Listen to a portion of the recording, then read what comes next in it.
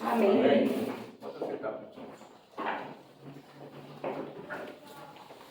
Bom, o tema de hoje é algo de quem a gente não gostaria de fazer. Algo de quem a gente não gostaria de falar, né? Mas nós vamos ser alerta, eu professor querido. Sempre lembrar esse povo que sou, né? A lição número 5 tem como título Os Inimigos do Cristão. Textual: se vivemos no Espírito, andemos também no Espírito. Não sejamos cobiçosos de vanglórias, irritando-nos uns aos outros, invejando-nos uns aos outros. Está em Gálatas, capítulo 5, versículo 25 e 26. E a verdade prática é, na jornada da fé, há inimigos que tentam nos atrapalhar. O diabo, a carne e o mundo, mas em Cristo somos mais vencedores. Amém? Amém? Somos mais vencedores, né? E aí o autor colocou aqui, ó, a segunda-feira, para a gente meditar sobre a realidade bíblica do inimigo de nossas almas. Na terça-feira, como tentador, o diabo atua para desestabilizar o crente. Na quarta-feira, ele colocou assim, a realidade bíblica da carne como inimiga na jornada, na nossa jornada. Quinta-feira, concupiscência da carne nos olhos e a soberba da vida. Na sexta-feira, o mundo como sistema que procura oprimir o crente.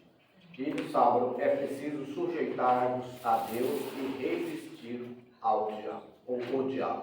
Amém? Amém? O autor, o pastor, colocou assim que nós, como professores e como estudantes da palavra, temos que estudar, conseguir assimilar três coisas, e ter três coisas na noite de hoje, nesta aula. Primeiro é identificar o inimigo do cristão, o diabo.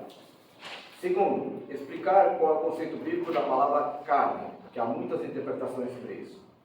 E terceiro, apresentar o termo mundo, enfatizando os três níveis de vícios infames de acordo com a lição. Tá bom? Então vamos lá. Na introdução, na revista de vocês está assim, né? Tá vendo? Na jornada da vida cristã, nos deparamos com perigos que ameaçam a trajetória de nosso caminho para o céu. Nela encontraremos três inimigos que buscam nos atrapalhar: o diabo, a carne e o mundo. O diabo e o mundo estão do lado externo de nossa trajetória, a carne, porém está do lado de dentro. É a nossa natureza pecaminosa. Por isso, nesta lição, estudaremos esses três inimigos da jornada da vida cristã. Amém? Amém. Vou só fazer uma pausinha, porque eu tenho que ser monitorado, porque eu falo demais. Né? E o meu amigo aí falou que tem um tempo para fazer, então vamos lá. Né? Já com o Marcelo. Acordo feito, o crente tem que cumprir a risca. Eu coloquei uma observação sobre a introdução do pastor que fez as aulas desse trimestre. Eu coloquei aqui: a carne, o mundo e o diabo são as fontes de tentações para o homem. Mas há os que, mesmo de forma discreta, negam que sofrem as tentações da carne. Tem pessoas que acham que são intocáveis, né? Isso é um erro, é um perigo severo, né? Pois uso uma frase perigosa que tem sido difundida em algumas igrejas. Eu, como circulo muito, eu escutei em alguns lugares e isso me deixa muito preocupado. As pessoas usam a seguinte expressão: eu sou morada do Espírito Santo, portanto eu não peco. Tá? Que eu tenho que ser morada do Espírito Santo, perfeito. Que eu tenho que não pecar, também perfeito. Tá? Só que essa pessoa invalida as próprias escrituras. Vocês estão com suas bíblias aí? Não. Então alguém aí, um voluntário, lê para mim 1 João 1,10. Primeira epístola de João, capítulo 1, versículo 10.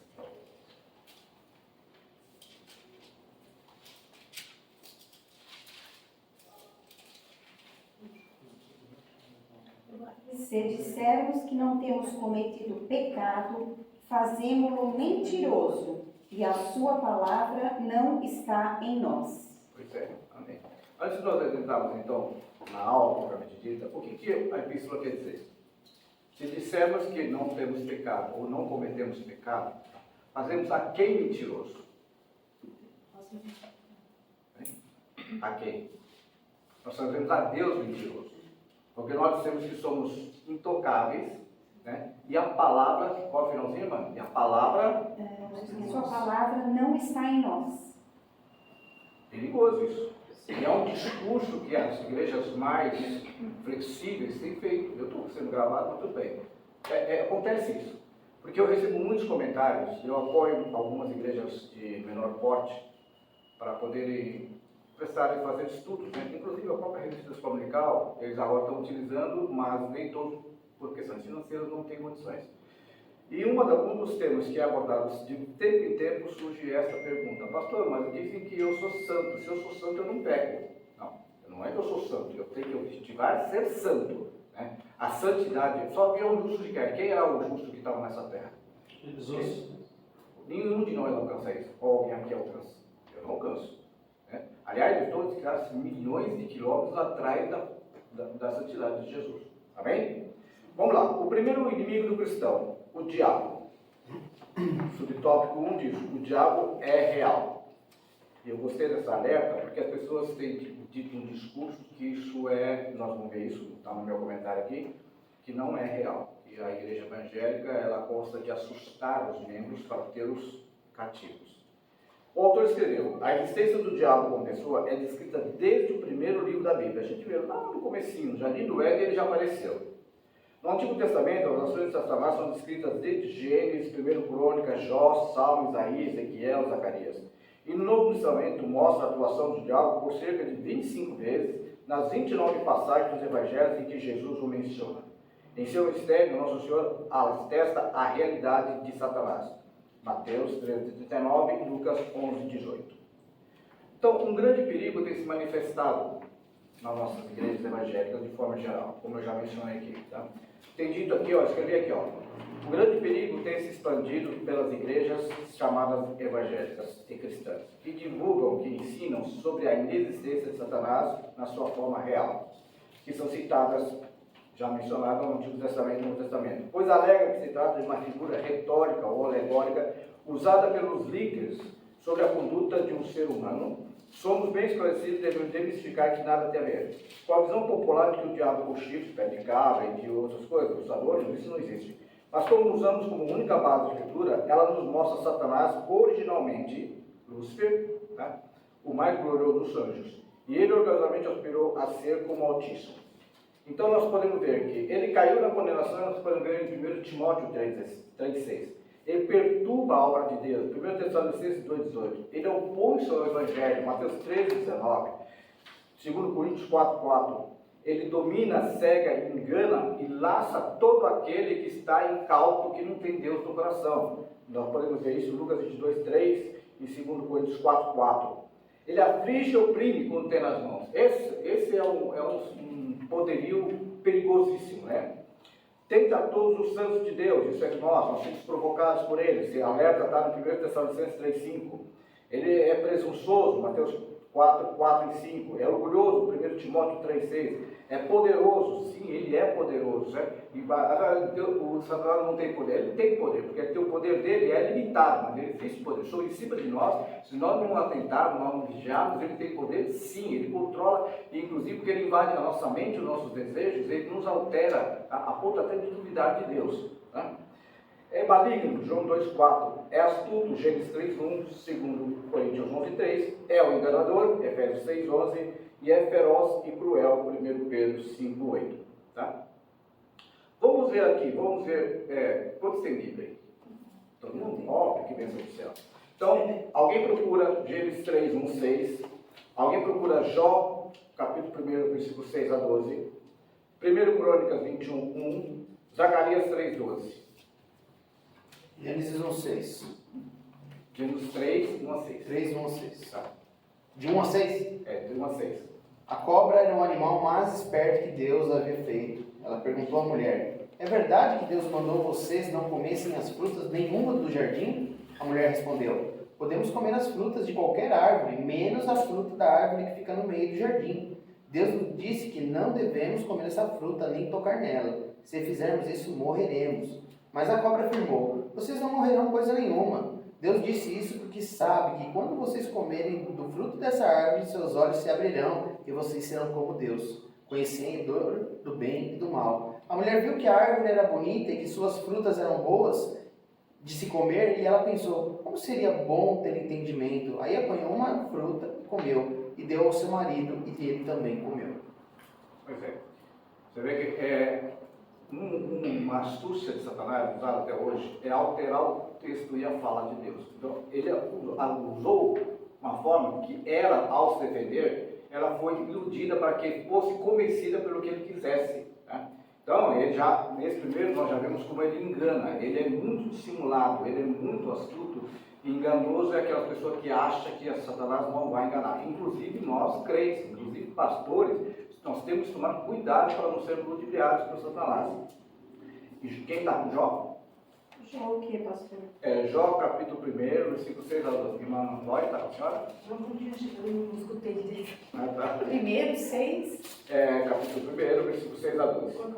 Num dia em que os filhos de Deus vieram apresentar-se perante o Senhor, veio também Satanás entre eles. Então perguntou o Senhor a Satanás: de onde vens?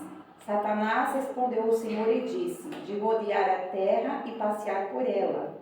Perguntou ainda o Senhor a Satanás: observaste o meu servo Jó? Porque ninguém há na terra semelhante a ele, homem íntegro e reto, temente a Deus e que se desvia do mal. Então respondeu Satanás ao Senhor: porventura Jó debalde teme a Deus? Acaso não o acercaste com sebe a ele, a sua casa e a tudo quanto tem? A obra de suas mãos abençoaste e os seus bens se multiplicaram na terra. Estende, porém, a mão e toca-lhe em tudo quanto tem, e verás se não blasfema contra ti na tua face. Disse o Senhor a Satanás: eis que tudo quanto ele tem está em teu poder. Somente contra ele não estendas a tua mão. E Satanás saiu da presença do Senhor. Percebam? Então, olha a ousadia, porque as pessoas às vezes ficam escandalizadas quando diz que ele foi diante da presença de Deus. Mas Satanás foi criado por quem? Por ele mesmo ou por Deus? Por Deus. Então, quando os filhos de Deus se reuniram, ele foi lá e se apresentou. Por quê? Por uma forma de afrontar. Porque veja bem como ele é esperto. Muito esperto.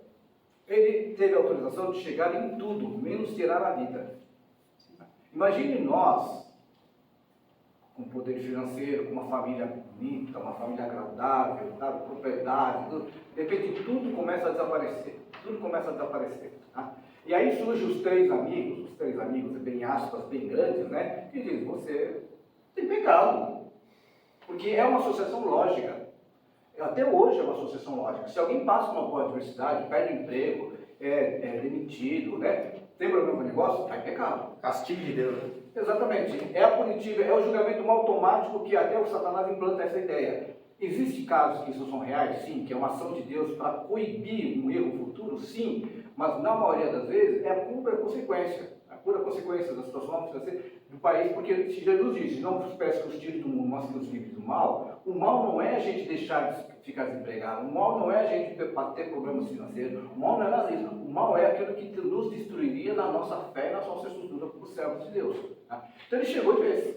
Tá? E aí aparecem aí os três amiguinhos, eu vou voltar para a lição, só para expor, e fazem aquele discurso, né? Não. Né?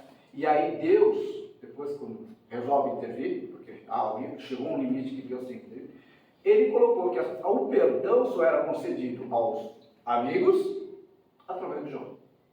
Né? E restituiu a Jó tudo que ele tinha da forma. Aí as pessoas falam assim: pô, mas será que Deus vai fazer isso no presente século? Pode fazer sim, pode fazer com qualquer um de nós. Né? O pastor Paulo Correia é do time dos remendados, né? Eu sou do time dos remendados, né? O pastor Paulo Correia é do time do morto-vivo. Né? Morto-vivo quando aceitou Jesus e morto-vivo fisicamente. Né? Eu também sou do time do morto-vivo. Tá? E a gente continua servindo o Senhor.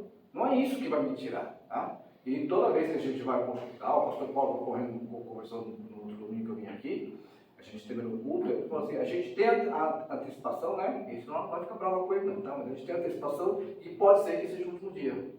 Porque a situação fica tão ruim, não tão ruim, que a gente acha que vai partir para a glória. Tá? Mas não, o Senhor fala: não, sua linha de tarefa vai ter bastante, volta e vai trabalhar, né? 1 Crônicas 21, quem está com ele, por favor? E o próximo, para a gente não tomar tempo, é Zacarias 3, versículo 1 e 2. 1 Crônicas, de Reis. 21, né? É isso. Satanás quis criar problemas para o povo de Israel e por isso levou Davi a fazer uma contagem do povo. Pois é. Uma coisa que Deus nunca queria era um censo. Uma coisa, porque era uma coisa assim, típica dos outros impérios. Mas Satanás chegou no coração de quem que ele entrou, gente? Amém. Davi não era o segundo coração de Deus? Não é que era, continuava sendo, né? Mas o trabalhar dele foi tanto, e a gente viu, depois a gente vai ver aqui na missão, que de outras formas ele agiu contra Davi. Tá? Mas acontece que ele fez assim, e o que acontece?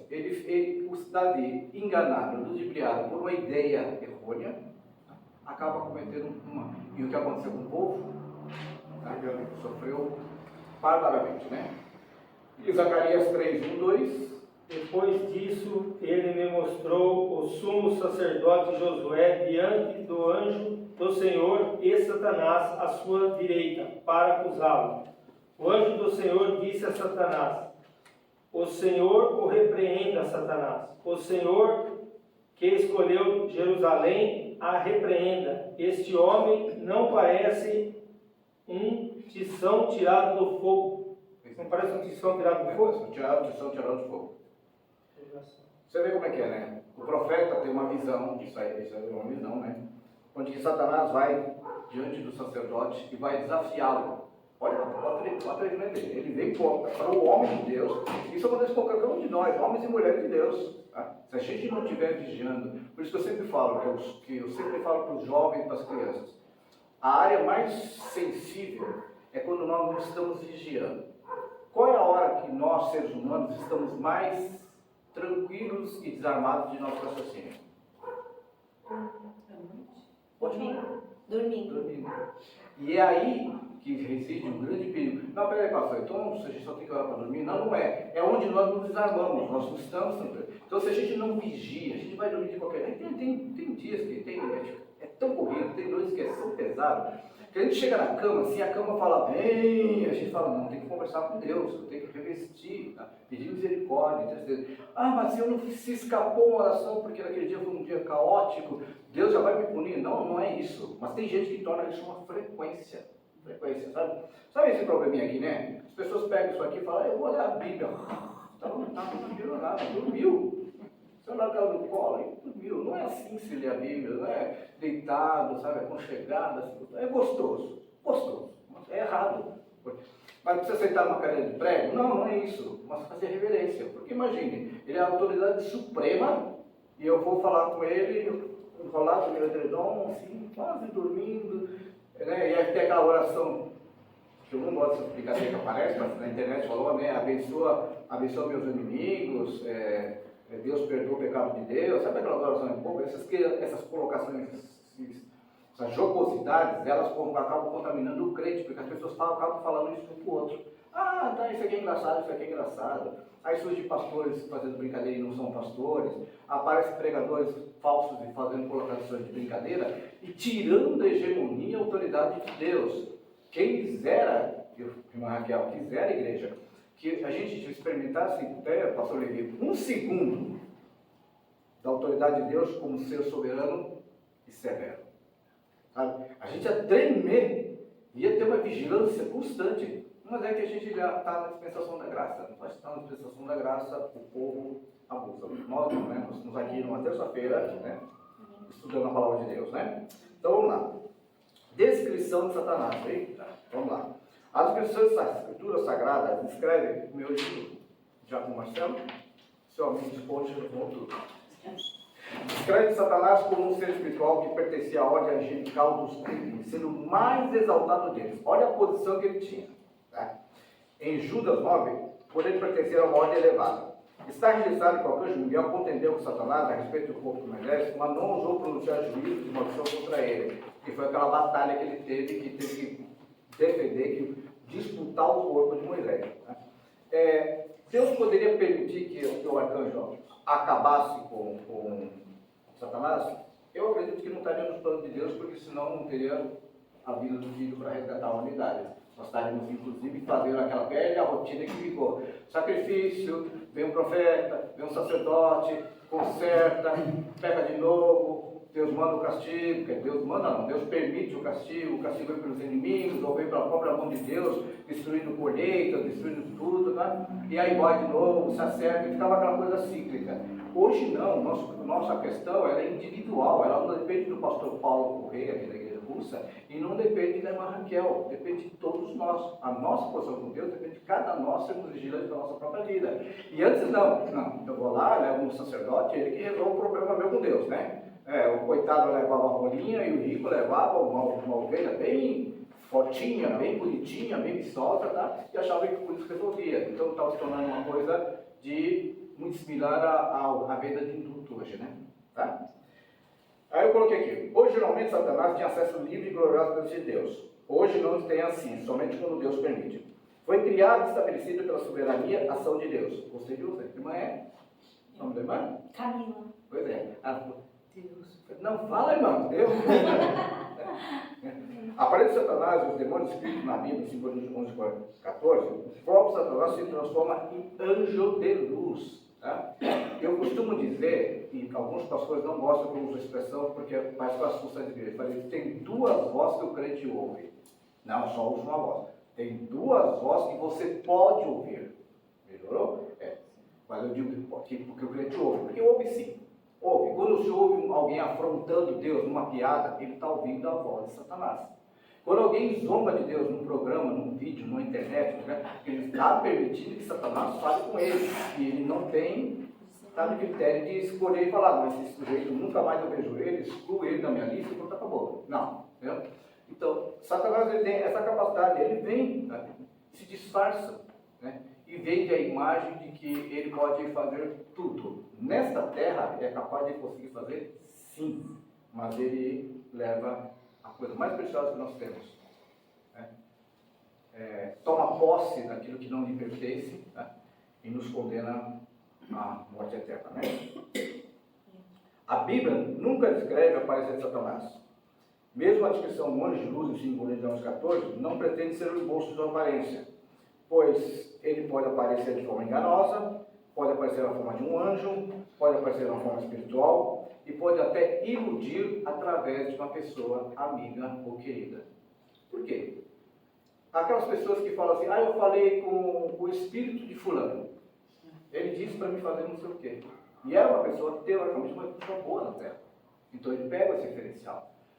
Poxa, então, pastor, o senhor está querendo dizer então que ele sabe toda a minha vida? Sim. Ele nos vigia. E quanto mais a gente caminha em prol de agradar a Deus, mais ele está colado perto e mandando seus asseclas vigiar. Né? Eu já comentei aqui, que não tem nada a ver com a reflexão, mas tem a ver com Satanás, sobre a irmã, se lembra, irmã Raquel, do livro que eu comentei, inclusive seu livro, né? Seu irmão comprou, Esse né? mundo tenebroso. Esse mundo tenebroso, tá? É um romance, eu não gosto de ler nada que seja fora da Bíblia ou enciclopédias, mas Esse Mundo Tenebroso, 1 e 2, de Frank Perry, é um livro que conta sobre a batalha espiritual com os olhos a gente não vê. Nós aqui estamos aqui isentos de ver, mas os asseclas de Satanás estavam querendo fazer que deu um probleminha, que paga a luz, sabe? Que tem uma confusão na região, que a gente é obrigado a ir embora, porque ele não quer que a gente esteja cultuando a Deus. Pastor, o senhor está assustando, então eu tenho que ficar dentro da minha casa, dentro do meu quarto? Não, a gente é guardado pelo poder do Espírito Santo de Deus. Ele existe. Tá? E quanto mais nos aproximamos de Deus, menos poder ele tem. Esse é o detalhe. Quanto mais a gente se achega a Deus, menos interferência na nossa vida ele tem. Tá? Pode ver, todos nós, quando começamos a caminhar de fé, nós tivemos muita briga, muita confusão. Depois parece que amenizou. Os pastores não, os obreiros não, que a gente continua sem problema sobre ele. A gente continua com problema. Porque a gente está na frente para poder provocar o mal e tirar as pessoas que estão dispersas, as pessoas que estão enganadas. Nossa oração sempre a gente apresenta as pessoas com dificuldade, as pessoas que estão com problemas, as pessoas que desanimaram, as pessoas que desesperançadas. Porque essas pessoas, elas foram enganadas, elas foram ludibriadas, elas foram, ceifadas por uma cilada, um laço feito, né? Tá bom? Vamos lá, tópico 2. A identidade do inimigo. Podemos conhecer o inimigo por meio dos nomes que a Bíblia usa para escrevê-lo. Serpente, refere-se à sua sagacidade, lemos sobre ele em Gênesis. Satanás, mencionado 52 vezes, adversário, opositor, está em Zacarias, né? Diabo aparece 35 vezes. Acusador, maligno, que revela o seu caráter. Dragão vermelho, que revela a sua ferocidade.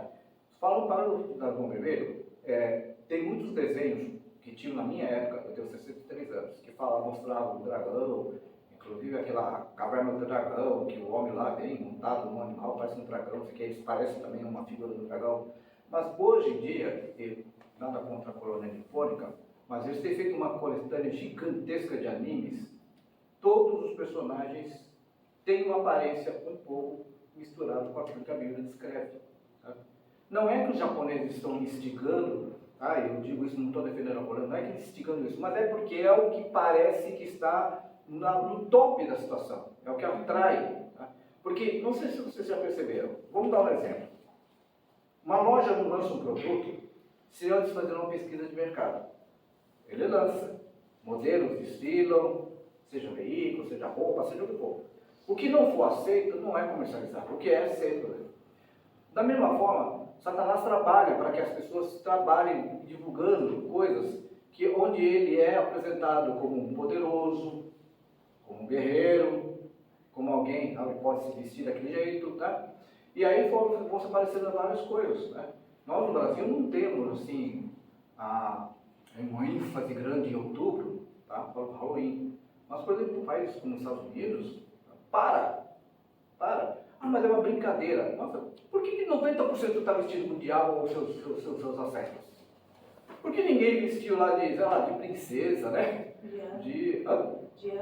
De anjo, irmã, exatamente. Não, as pessoas vestem como bruxos, como feiticeiros, como pessoas distorcidas, com gente disforme, como somos Morte, zumbis, né? Mortos-vivos, né?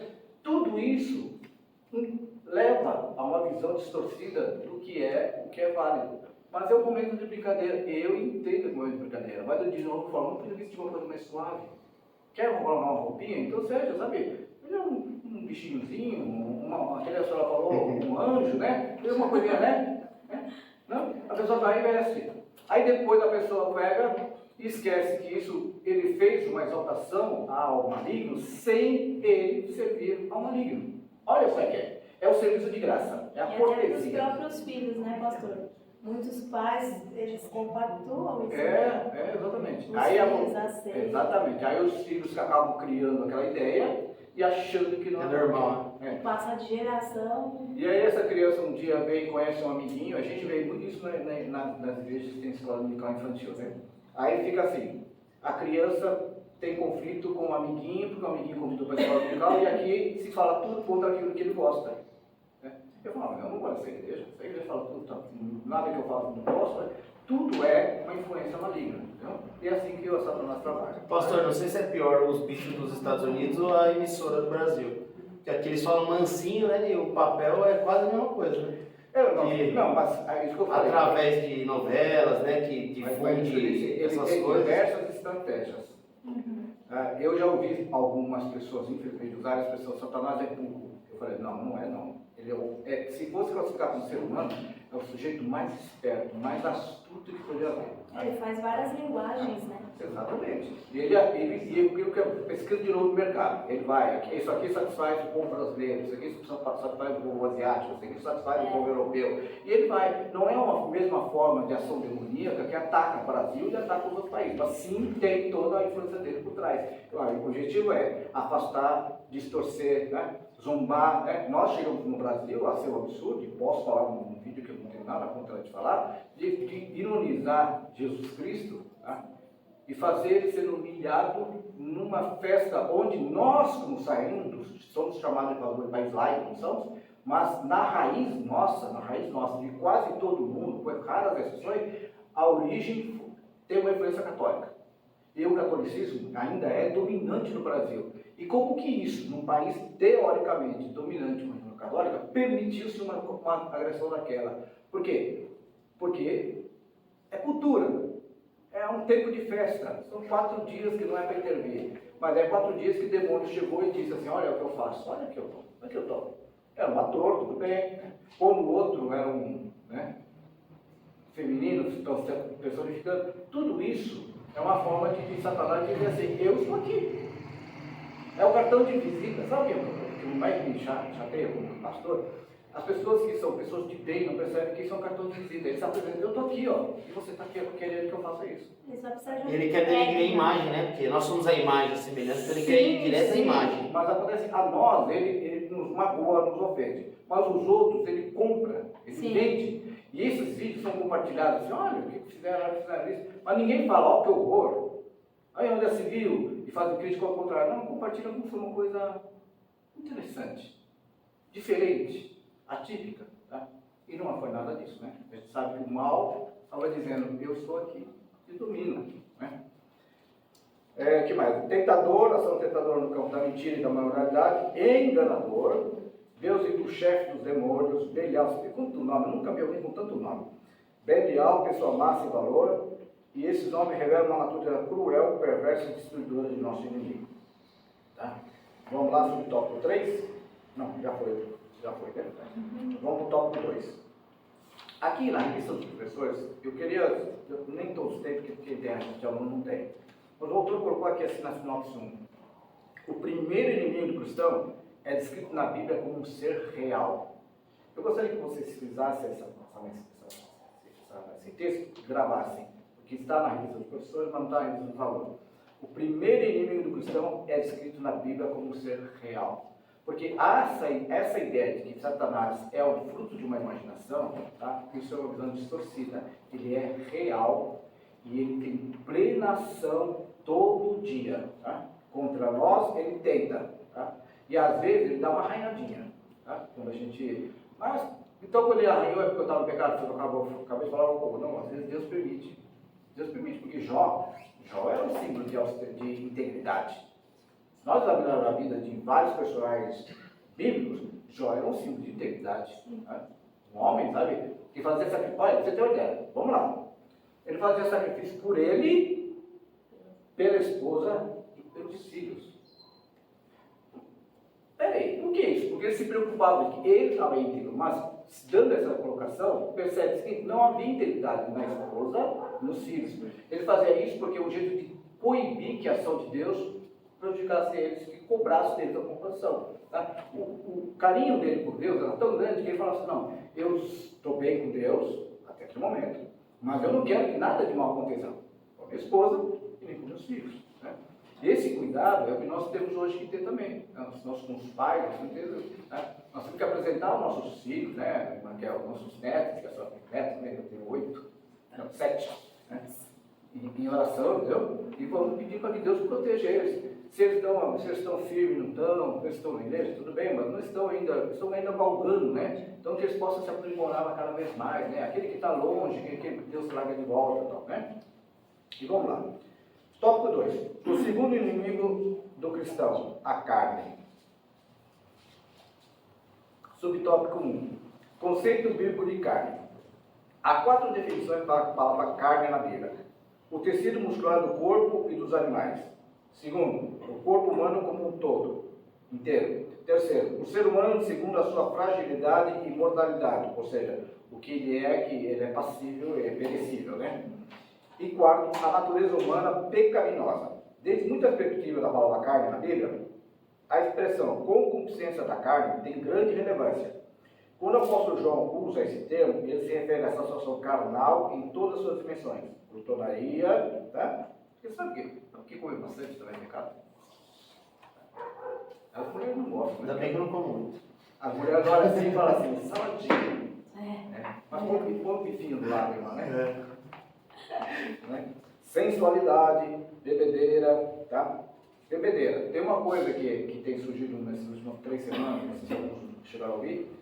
Tem uns vídeos de um jovem dizendo assim, são 2 jovens, é uma moça e um rapaz. Eles falam assim, se eu achar o link, eu vou mandar para a irmã, que ela distribui. Aí ela faz papel de uma irmãzinha procurando um líder religioso. Beber é pecado? Aí fala, beber é pecado. Mas a Bíblia não diz que não pode se embriagar?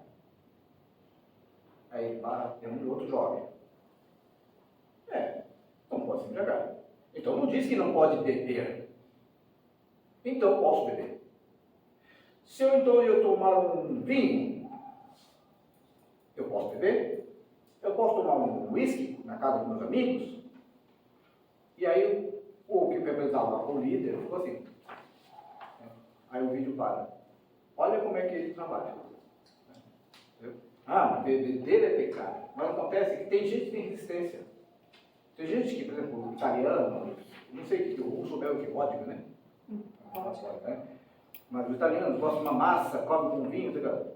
Mas essas coisas têm que ser feitas assim com cautela, porque a resistência organo-fisiológica não é para todos. Tá? Por exemplo, o russo é de descendência europeia. Tá? Todos os países conquistados pela comunidade europeia transmitiram o DNA, isso é biologia, para o corpo dos seus descendentes, com resistência ao fígado e pâncreas ao álcool.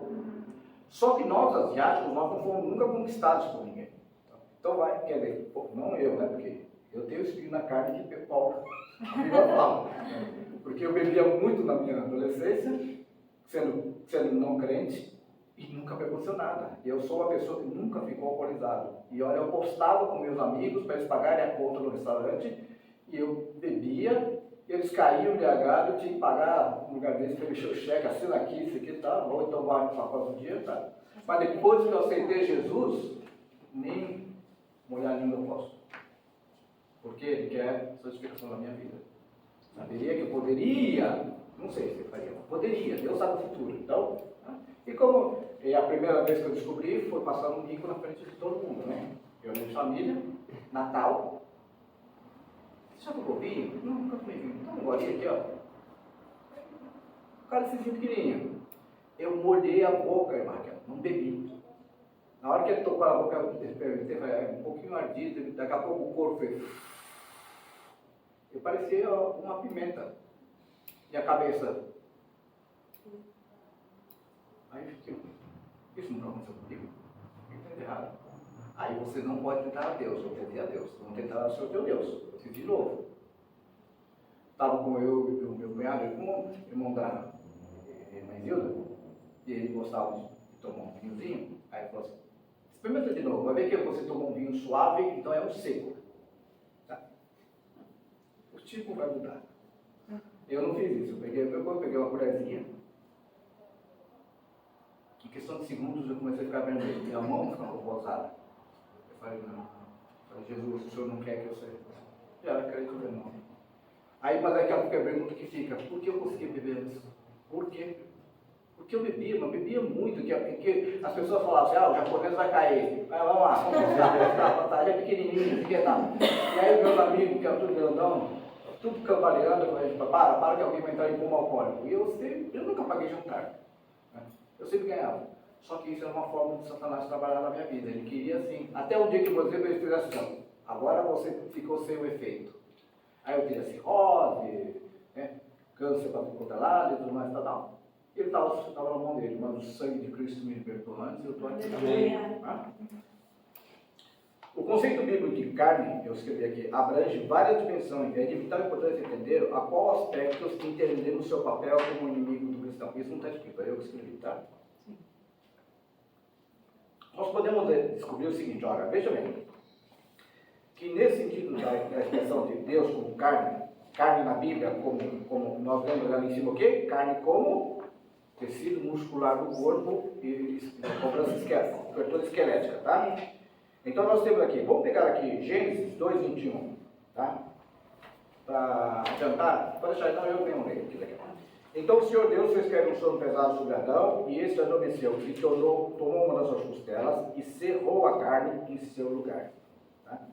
Quando vocês ouvirem esse texto sendo lido em algum lugar, e a pessoa disser que cerrou, quer dizer que Deus cortou, tá? É bom a pessoa ler direito, porque está escrito cerrou com C, não cerrou com S. Tá? E se Deus já tinha pegado uma costela, para que ele vai cortar de novo Adão? Tá? Cerrar quer dizer juntar, colar, tá? Se tornar coisa bem próxima. Tá? Aí eu anotei aqui, segundo o dicionário, cerrar é unir duas ou mais partes de algo a ponto de se tornar um só. É juntar, tornando um só, é fechar. Por exemplo, quando nós fomos embora, a parede aqui do lado de dentro vai parecer tudo quase igual, porque a porta estava um pouquinho mais para dentro. Nós fazemos o que quando nós fechamos a porta? Nós cerramos a porta. Tá? O serrar não conhece, né? Não é de destruir a porta da igreja. É serrar e fechar. Tá? Carne na Bíblia é definida como constituição completa do ser humano, do corpo. Tá? Nós podemos pegar o texto de Êxodo 4:7 que diz assim: torna a pôr a mão no teu seio, e tornou a colocar a mão no seu seio, depois tirou no seu seio, e esse que se tornara como a sua carne. Alguém conhece esse texto? Foi quando Moisés teve um diálogo com Deus, tá? E Deus mostrou para ele que poderia transformar ele tanto num leproso, ficar branco, e também poderia colocá-lo dentro do seu e tirar, e voltar a ser normal, tá? Mostrando a ele o quanto Deus tem poder para realizar as coisas de forma instantânea, tá? Aí 3, a carne é definida também para descrever a condição humana, tá? Algo que muitos negam, foi o que eu comecei logo falando, né? Que as pessoas dizem assim que conseguem se associar a vencer. Olha, eu sou homem de ciência, sou de tecnologia, mas homem de ciência. Tem pessoas que dizem que conseguem vencer o calendário de Deus. Você acha que pode, Marquel? Você acha que pode, pastor Oliveira? Nunca. E o que é a terapia criogênica? A criogenia. Guardar um corpo sobre congelamento, né? E preservar ele para uma futura geração. A coisa que ninguém explica nesses dicionários científicos é por que a pessoa que vai se submeter a isso tem que ficar parecendo um morcego. Porque a cor vai de cabeça para baixo. Porque o cérebro não pode se danificar. Tá? Então a parte que fica conservada em contato com a maior presença de criogenia da ação é para preservar. Então por que nós não guardamos o resto do corpo? Né? Porque diz que o cérebro é importante. Acredita-se que pode implantar o cérebro? Acredita-se. Eu não estou defendendo isso. Acredita-se a ciência de que pode implantar o cérebro para o outro corpo, tá? E ele voltar a viver. Né? Mas você sabia que a terapia criogênica já existe? Eu achei que era só em filme. Não existe, ó. Eu sou muito chato, eu pesquiso bastante coisa antes de nunca dar aula. A terapia criogênica, chamada criocirurgia, é conhecida por um processo terapêutico baseado no tratamento de lesões pelo frio. Essa técnica é usada para tratamentos das pessoas que têm algum tipo de câncer, congelam aquela parte para que o médico possa inserir drogas para regenerar a célula e depois descongelar. A ciência é uma coisa maravilhosa. Deus já está mostrando na mente humana fazer coisas fantásticas, né? O problema é quando o homem começa a construir um revólver, uma bomba atômica, né? Uma droga para prender os jovens, enfim. Isso é tudo ciência, né? Os nanorobôs, né? Que auxiliam nas cirurgias. Dizem que estão até uns implantes aí de dentários e tudo mais, né? Que é para controlar e tudo, né? Vamos lá. E o último, a carne, definida como se refere à natureza humana pecaminosa. Esse aqui eu queria que vocês acompanhassem a leitura de 3 versículos e nós vamos subir tópico 2. Gálatas 5:19. Não precisa. Porque as obras da carne são manifestas, quais são? Adultério, fornicação, impureza e lascívia. No mesmo livro de Gálatas 6:2 diz: porque o que semeia na sua carne, da carne se fará a corrupção, mas o que semeia no espírito, do espírito se fará a vida eterna. Em 1 João 2,16 diz que porque tudo que há no mundo, a corrupção da carne, a corrupção dos olhos, a soberba da vida, não é do Pai, mas do mundo. Entendeu? Essa é a carne que nós lutamos, né? A carne que o pastor Yoshi luta, que o Yoshi luta, não é a carne física. Tá? Senão ele queria ser mais alto, olhos claros, tem mais cabelo, que está subindo tudo, que não tem nada aqui, tá? Mas não. O que Deus me deu foi esse, mas a carne que eu luto é a carne que é tendenciosa ao pecado. A carne, esse negócio da testemunho como da bebida, se eu não tiver a minha vida controlada pelo Espírito Santo de Deus, se a igreja não tiver a vida controlada pelo Espírito Santo de Deus, nós vamos ser atraídos por aquilo que nós conseguimos fazer. E o que nós temos que fazer é desviar os olhos disso tudo e esquecer. Porque já percebeu que tem gente que vem dar uma mensagem, Maquiel, e conta tudo que fez. Aí eu fazia isso, eu matava, eu roubava, descreve com tanta propriedade, e a pessoa está pregando a respeito da salvação em Cristo Jesus. Hoje é a escola bíblica, mas a escola bíblica. Mas fala toda. E aí eu fico pensando, quando é que ele vai entrar no assunto de que Jesus nos salvou? Aí, 5 minutos antes de acabar o tempo dele, vai, Jesus me salvou, eu estou no céu, né? Mas se ele é 1 hora, 55 minutos, ele fala do culto que ele era. E essa pessoa, infelizmente, embora eu não perceba, ela está presa qual que era, porque eu não tenho saudade nenhuma. Tá? Às vezes quando me chamam assim, pastor, dá um pouco de testemunho do senhor era, eu não gosto. Eu não gosto porque eu não era bonzinho, então por que eu quero me lembrar? E as coisas velhas já passaram. E tudo se mudou. Amém. Carne no Novo Testamento, subtópico 2. Na perspectiva do Novo Testamento, o termo grego, sarx, aqui você fala sarx, mas é carx, carx. É uma referência direta à totalidade da natureza humana pecaminosa. A parte de Deus, degradada, sem a presença do Espírito Santo. Em suas cartas, o apóstolo Paulo evidencia o que uma natureza dominada pela carne pode produzir. Tá? A carne opõe-se a Deus e aos seus propósitos, pois ela tensiona caminhar de modo independente do Altíssimo. Seu desejo e vontade estão fora dos planos divinos e faz com que o ser humano haja como se fosse o próprio Deus.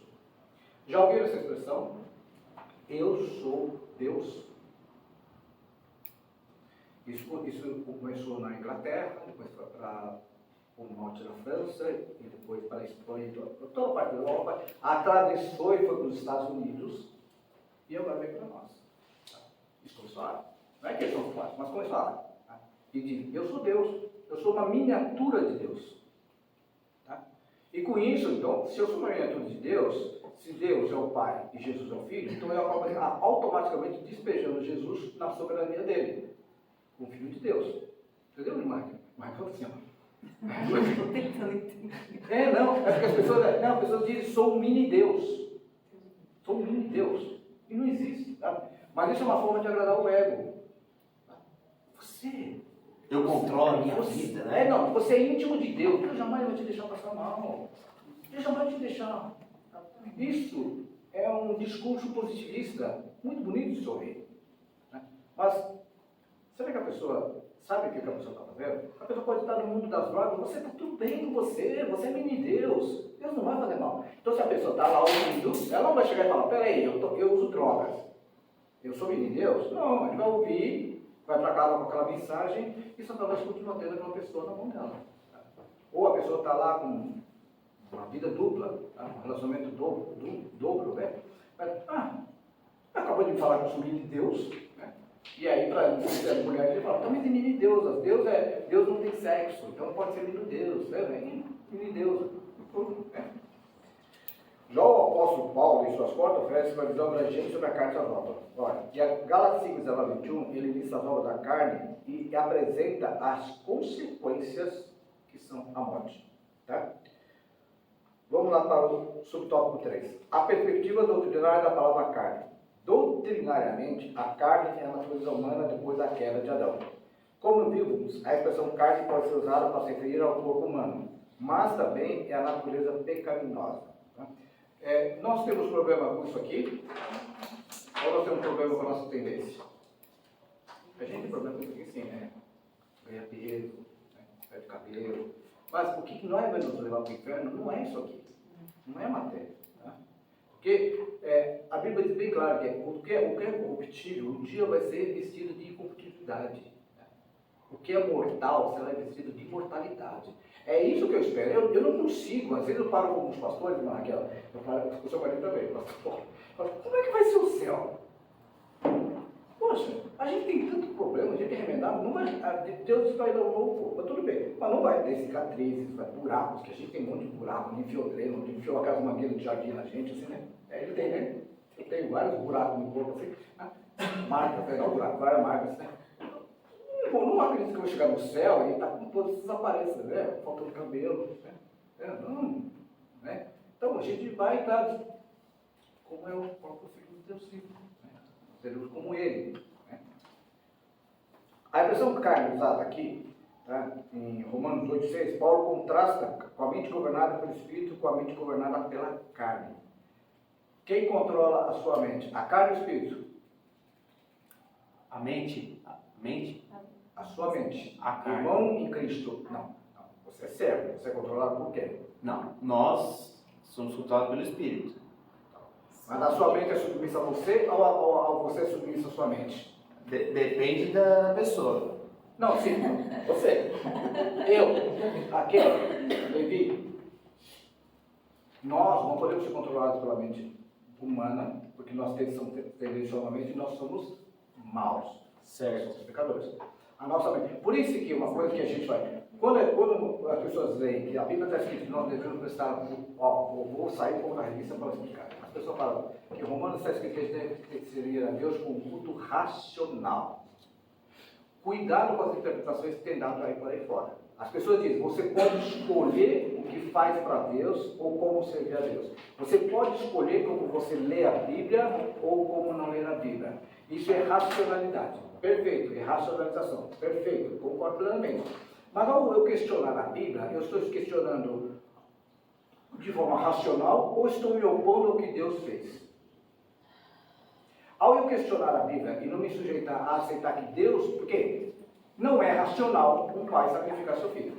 Não. Se não era nem Abraão sacrificar Isaac, tá? Imagine Jesus Cristo vir ser sacrificado. Obrigado, Deus abençoe. Ele sabia, ó. É água, tá, gente? É água. Não é vodka. Se não é racional. Eu admiro a vida de Abraão por causa disso. Não conheci, talvez. Tem gente que fala que nós vamos reconhecer a todos, embora não sabemos todos. Isso tudo também é um mistério. Mas imagine, Deus concede a ele uma dádiva depois de anos. Velhinho. Aí depois diz para sacrificar. Se no modo racional, Abraão diria, esse Deus é perverso, cruel, sádico, ele me dá depois toma de volta. Mas, mesmo ele não tendo a graça e o Espírito Santo como nós temos hoje, ele tinha a presença do Espírito Santo na terra, pois o servia. Ele pega e faz uma proposta. Mesmo que morra, Deus não vai me trazer de volta. Isso é ousadia. Sabe? Eu falo sempre, eu não nego, eu não teria ousadia. Não teria de esperar que depois voltar sendo consumido, aí Deus diria, gostei, toma teu filho de volta. Sabe? Mas não, Deus fez de uma forma bem mais suave, né? Interrogar para o seu filho, pai, cadê o sacrifício? Cadê? Não, Deus proverá. Tá? Agora vamos para o Filho de Deus vivo, Jesus Cristo. Será que a mesma dor que Abraão sentiu para sacrificar, todos nós somos pais, né? Você não, você está fica do seu canto, tá? Está muito novo. Tá? Mas todos nós somos pais e mães. Tá? Imagine, Deus falar para mim e falar assim, sei lá, eu tenho um filho homem, entrega a Daniel. Eu estou falando uma coisa bem hipotética, bem, né, ilustrativa. É difícil. Mas Deus pode pedir coisas menores. Seu nome é? Henrique. Henrique. Walter, que eu conheci hoje, tudo mais. Vamos lá. Chega assim, Raquel. Tá? Sai dessa empresa. E vá para tal lugar que eu quero que tu vá. Eu tive essa proposta de Deus? Né? Não. Mas ele sabia qual era a resposta que eu daria para ele. Não. Sabe o que ele fez? Ele me fez sair de uma empresa onde com 19 anos de idade eu ganhava um salário gigantesco. Tá? Tinha mordomias gigantescas. E ele simplesmente pegou, me fez ser demitido, nem acordo, nem nada, mas com todos os direitos pagos. E naquela madrugada ele disse assim para mim, num culto de oração que fui, depois eu perdi o emprego, fui para a casa do pastor, vou fazer um culto. Ele, o Espírito Santo o acordou para que me esperasse. Eu acho lindo Deus trabalhar desse jeito.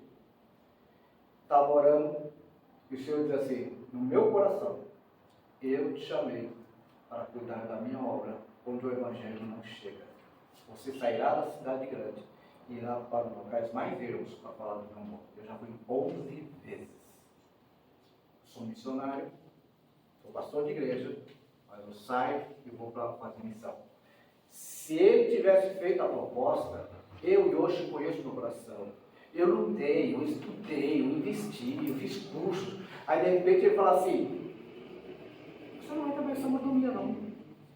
Quando a oração no culto, ninguém impôs a mão, ninguém fez uma lavagem cerebral. Eu conversando com Deus, ele plantou no meu coração o desejo por obra missionária.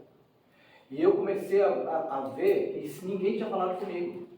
O desejo de fazer missões.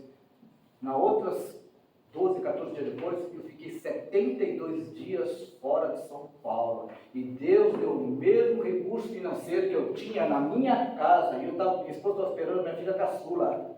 O salário veio de Deus, veio de doações, de ofertas. E não tinha Pix naquela época. Não tinha nada. Vinha, do nada, depósito. Como?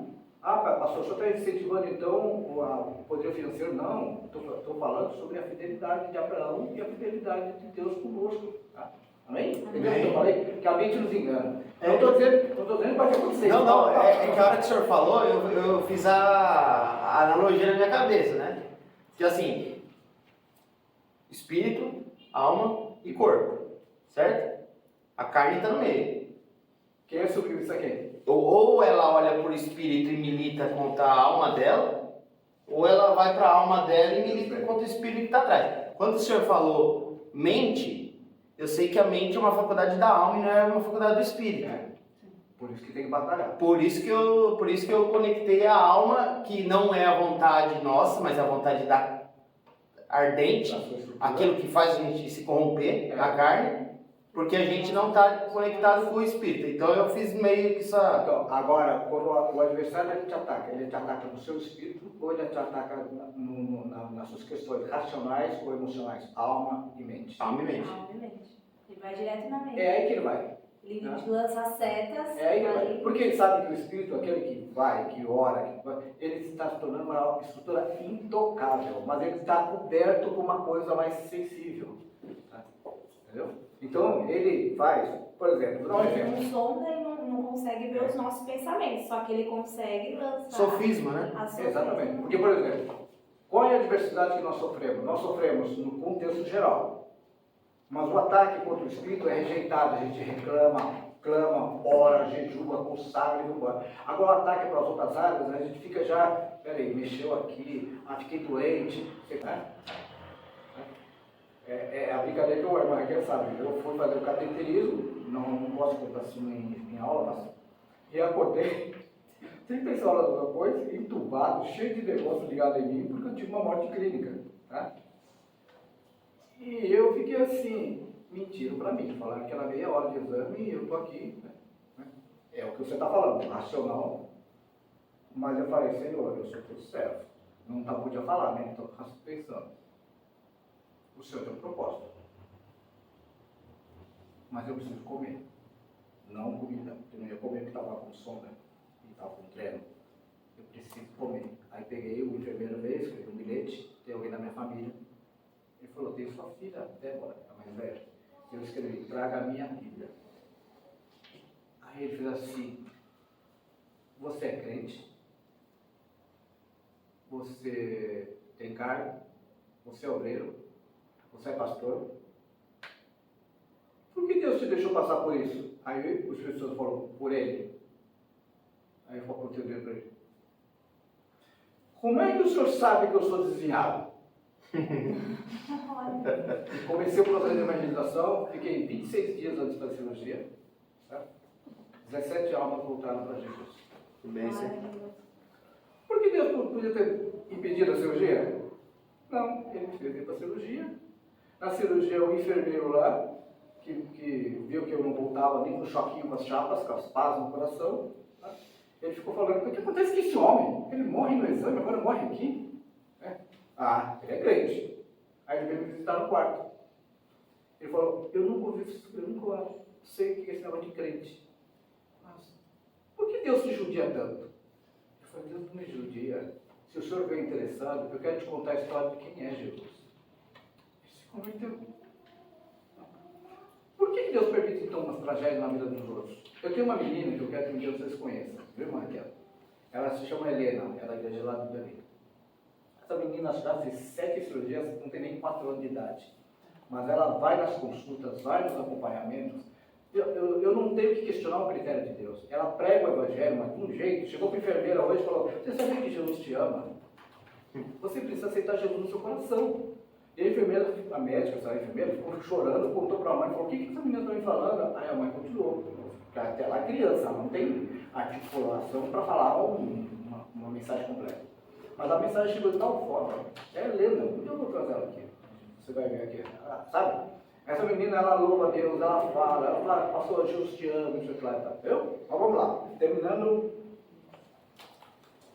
o terceiro tópico.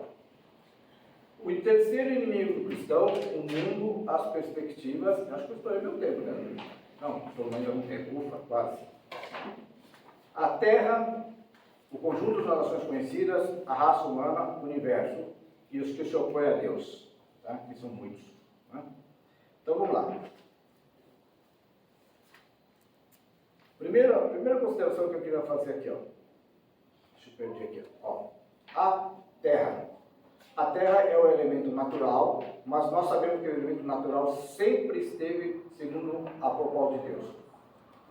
Esta Terra foi constituída por Deus, foi feita por Deus para que o homem habitasse nela. Vocês já imaginaram se Adão e Eva continuassem mantido a situação que era? Que mundo maravilhoso nós estaremos vivendo? Um mundo onde o mal não existia, não haveria, nós estaríamos fazendo talvez uma prévia do que ia acontecer no céu. Né? Eu sempre digo que as pessoas que não estão acostumadas a louvar a Deus, não é louvar, é cantar. Louvar é louvar na vida, louvar na entrega, louvar na dedicação, no servir.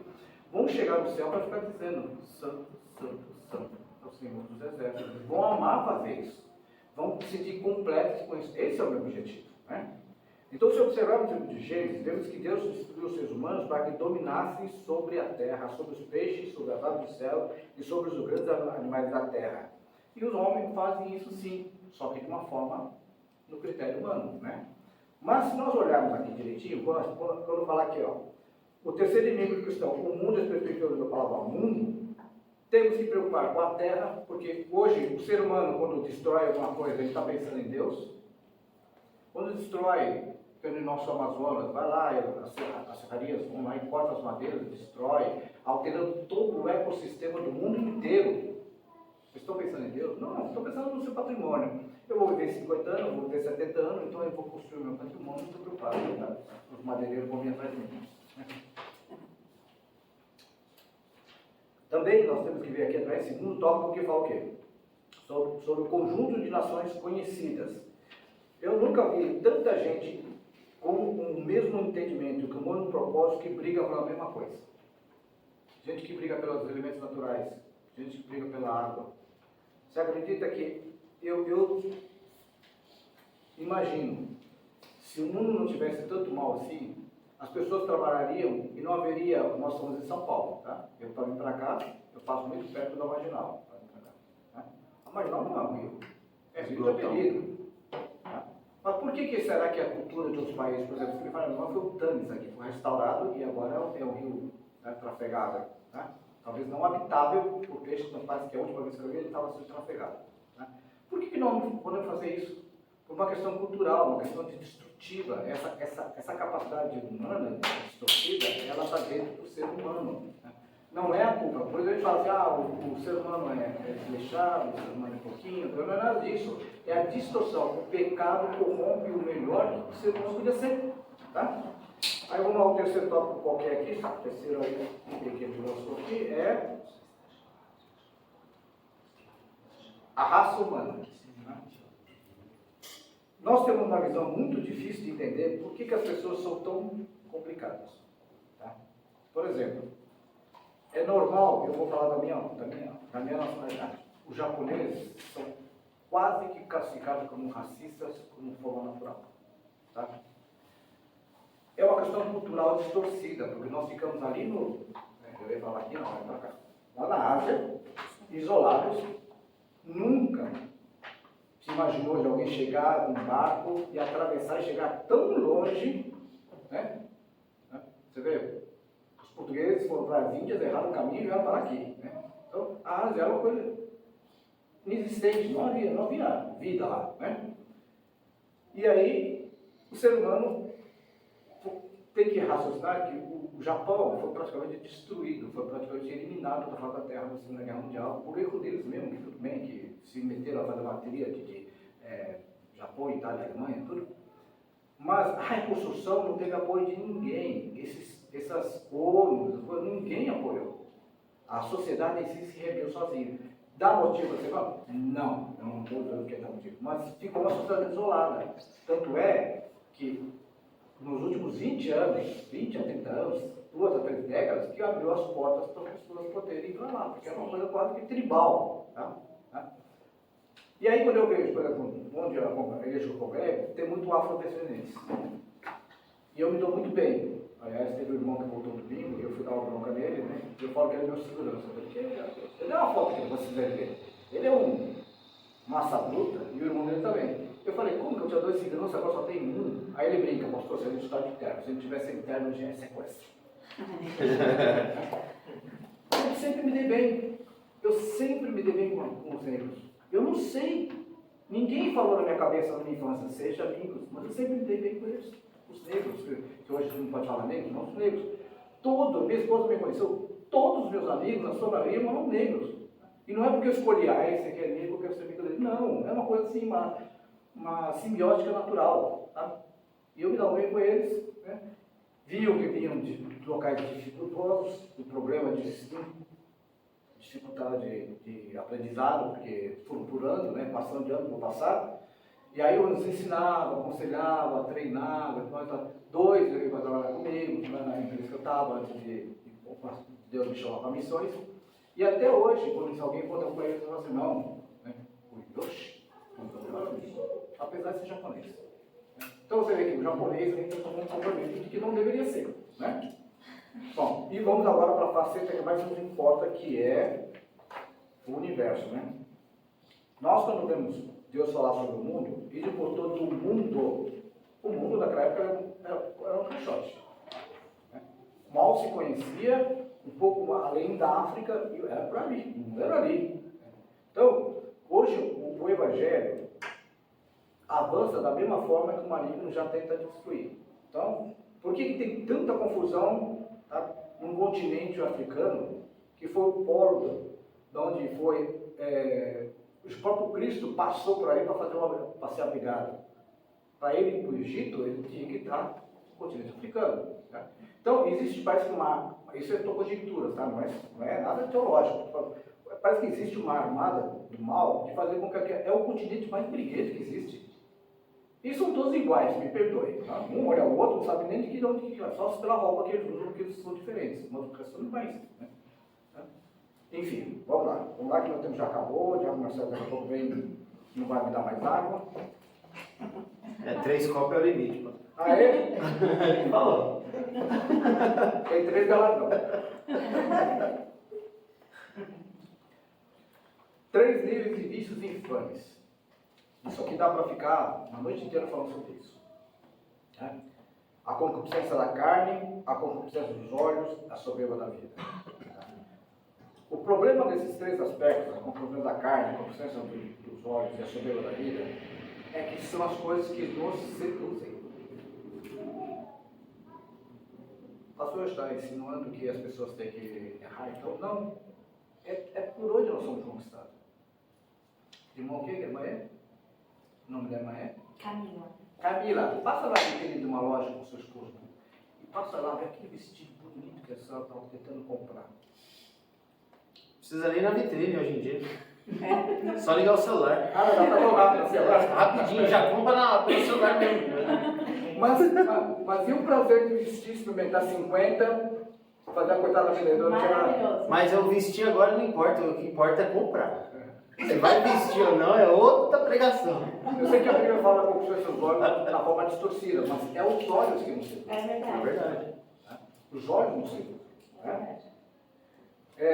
Isso, automaticamente, eu falei dos olhos, mas automaticamente maior é a carne. Meme, porque né? Em japonês é meme, né? Os memes. Exatamente. Quando você é atraído pelos olhos, a sua carne se satisfaz. Porque você não vai vestir o seu vestido nos seus olhos. Ele vai estar no seu corpo. Você vai diante do espelho e vai falar assim, puxa, quero outro. Não é assim? Né? E não pode ser modelo igual por igual, né? Tem que ser tudo diferente. Só que aí, essas sociedades, esses assuntos, concupiscência da carne, contra a concupiscência dos olhos. Se eles não forem a atração que os olhos naturais, os olhos espirituais conseguem enxergar, eles acabam corrompendo o ser humano. E por isso que o alerta do apóstolo é para a soberba na vida. Porque hoje em dia, e eu já terminei aqui, porque eu já acabei o tempo, o que acontece? As pessoas têm uma preocupação muito grande de ser igual a alguém. Eu não vejo, com franqueza, dentro dos evangélicos da Assembleia de Deus do Belém e de todas as igrejas sérias como a Assembleia de Deus Cursaé, alguém diz assim: eu quero ser que nem John Wesley, eu quero ser que nem Billy Graham. Eu falo de adultos e jovens, mas não, eu quero ser que nem fulano de tal, porque ele tem bilhões na rede social dele e ganha não sei quanto de dinheiro. É errado isso. No conceito de ganhar bilhões e ter dinheiro, não. Mas é como isso é obtido. Tá? Para eu alcançar isso, eu tenho que fazer exatamente isso. Eu tenho que corromper os meus olhos, eu tenho que corromper a minha carne e tenho que satisfazer com a soberba da vida. E isso não combina com o Evangelho. O Evangelho para ser pobre? Não. O Evangelho para ser paupérrimo? Não. O crente pode morar numa mansão? Pode. Pode, simplesmente. Só que acontece que Deus conhece a minha e a sua estrutura e a nossa estrutura. Sabe que às vezes eu poderia ter um Fusquinha e não me corromper. O pastor ele podia ter um Maserati. Olha lá. Só faltou ele falar assim: recebo. E não se corromper, mas eu me corromper com Fusca. Eu me converti no ano de 78, uma noite. E tinha uma historinha que contava, e com isso na cabeça. E falava o seguinte: que o crente gosta de pedir coisas para Deus, materiais para Deus, dizendo que é para Deus. Percebe? Coisas para Deus, materiais para Deus, dizendo que é para Deus. Então conta a história de um Fusca. A pessoa pede um Fusca. Eu tenho uma esposa, a história muda com o número de crianças, mas se não tem filhos, a esposa, ele e filhos. Aí ele pede um Fusquinha. Tá? É histórica, tá? Não é profecia, não é nada disso.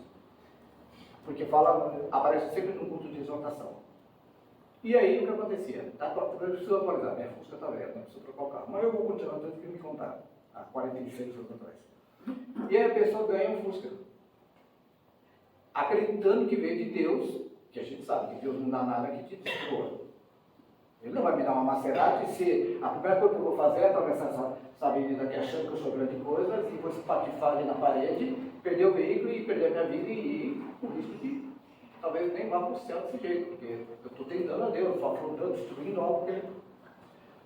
Aí o sujeito pega, ganha um Fusca que ele diz para todo mundo que foi de Deus que deu. Para onde ele foi em primeiro lugar? Na historinha? Para a praia, mano. Tudo bem. Aí ele comia relação, foi para a praia, foi para casa dos amigos, foi visitar os parentes que nunca viu, foi fazer uma viagem que nunca foi, porque sempre tinha que viajar de ônibus, de trem, naquela história antiga, né, que não tinha assim. Hoje em dia, qualquer ser humano com certo poder consegue viajar de avião, passagem promocionais, mas naquela época o avião era impossível. Né? E nunca mais aparece na igreja. Eu te pergunto, Deus te daria uma coisa para você se desviar? Então, quem deu? Quando eu falei no começo da minha fala, seu nome é Nelson, ele se assustou quando disse que a gente ouve duas vozes. A gente ouve duas vozes e a gente tem a chance de ser interferido por duas forças espirituais. Se nós estamos revestidos com o poder do Espírito Santo de Deus, vivendo na graça de Deus, ele pode até tentar se atrever, mas se ele tocou em Davi, tá? Lá no Jardim do Éden, ele se entrou ali com o soberbo de fazer, ele pode tentar a mim, a você. Basta que nós deixamos ele entrar. O que nós temos que fazer é o seguinte: é viver nossa vida debaixo da misericórdia de Deus e fazer que o inimigo da carne, o inimigo do cristão, que é o tema dessa lição de hoje, ele não vença. Porque eu quero ir para o céu. Amém? Amém. Obrigado, gente. Deus abençoe. A Senhor é calorosa. O Senhor Jesus continue falando.